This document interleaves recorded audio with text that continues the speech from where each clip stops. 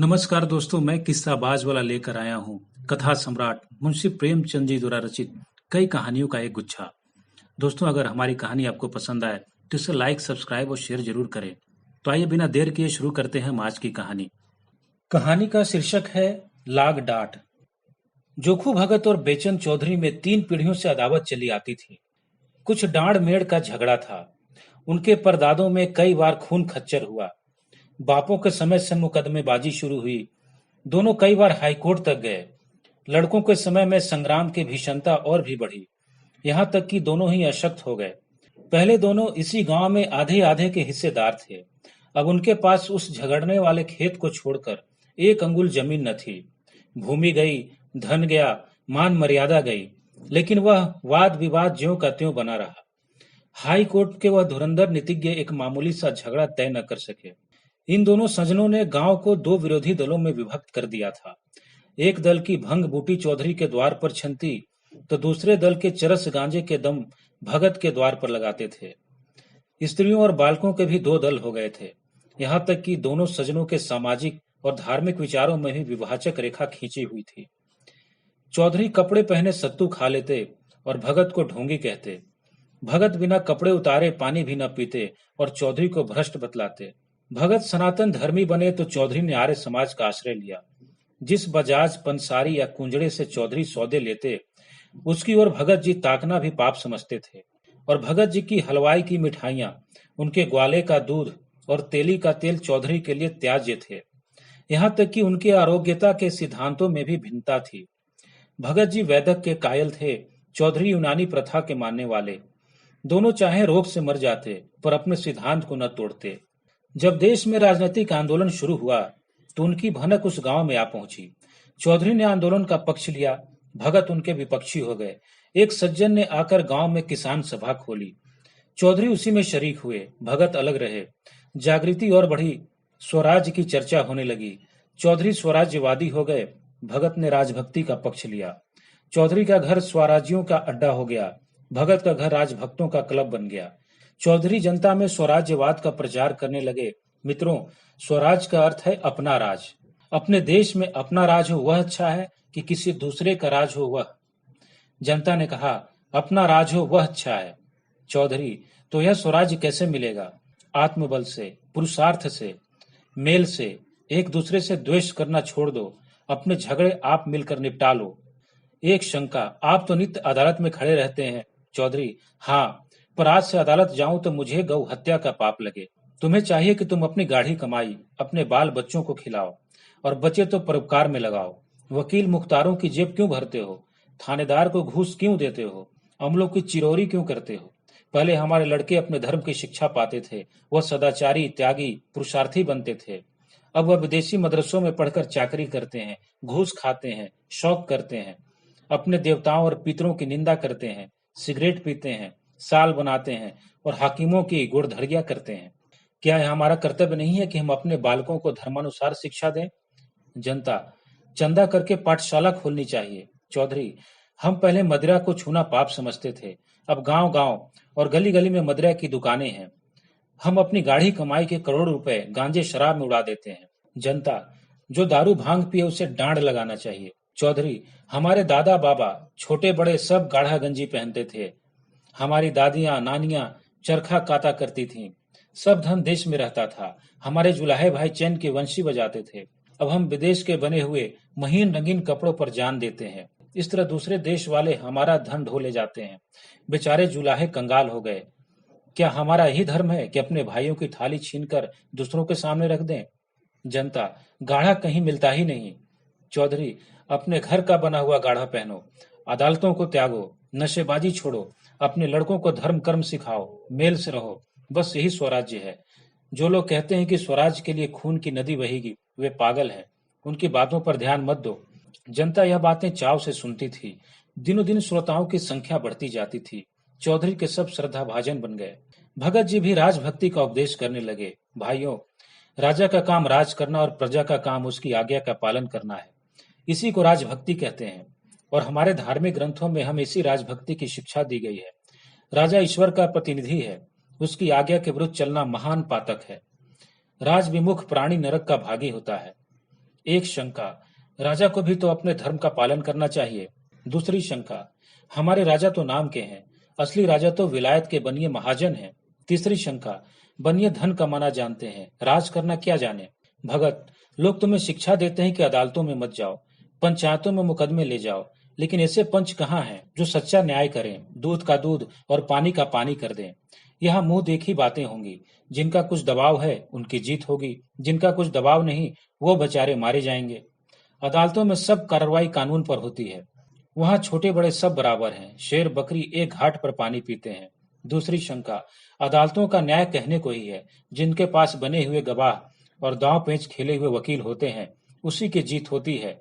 झूठ सच्चे की परख कौन करता है? हाँ, हैरानी अलबत्ता होती है। भगत, कहा जाता है कि विदेशी चीजों का व्यवहार मत करो, यह गरीबों के साथ घोर अन्याय है। हमको बाजार में जो चीज सस्ती और अच्छी मिले वह लेनी चाहिए, चाहे स्वदेशी हो या विदेशी। हमारा पैसा सेंत में नहीं आता है कि उसे रद्दी भद्दी स्वदेशी चीजों पर फेंके। एक शंका, अपने देश में तो रहता है, दूसरों के हाथ में तो नहीं जाता।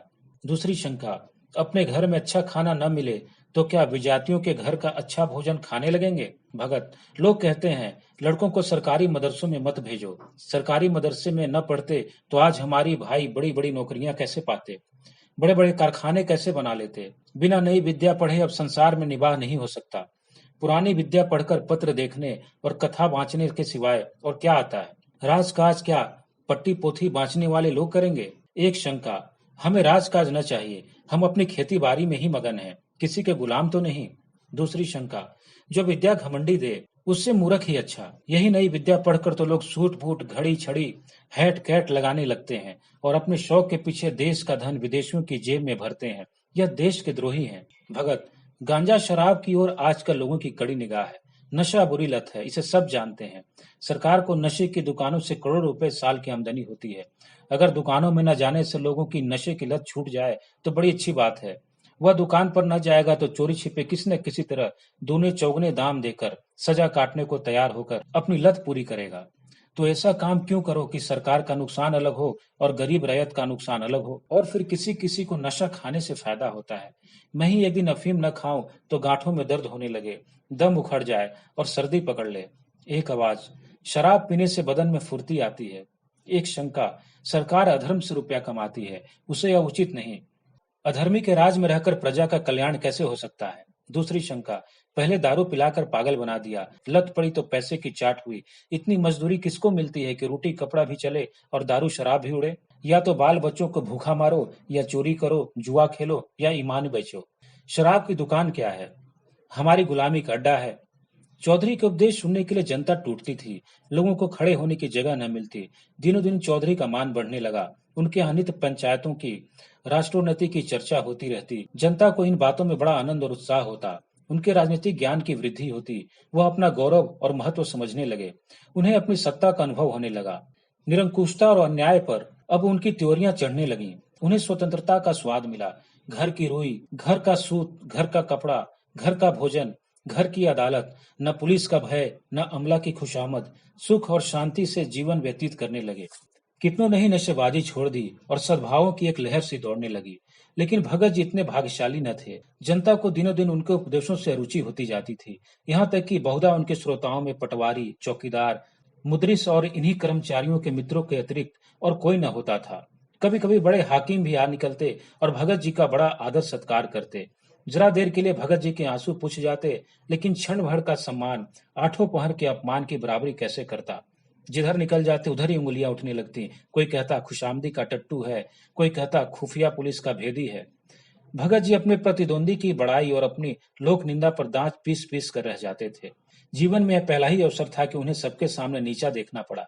चिरकाल से जिस कुल मर्यादा की रक्षा करते आए थे और जिस पर अपना सर्वस्व अर्पण कर चुके थे, वह धूल में मिल गई।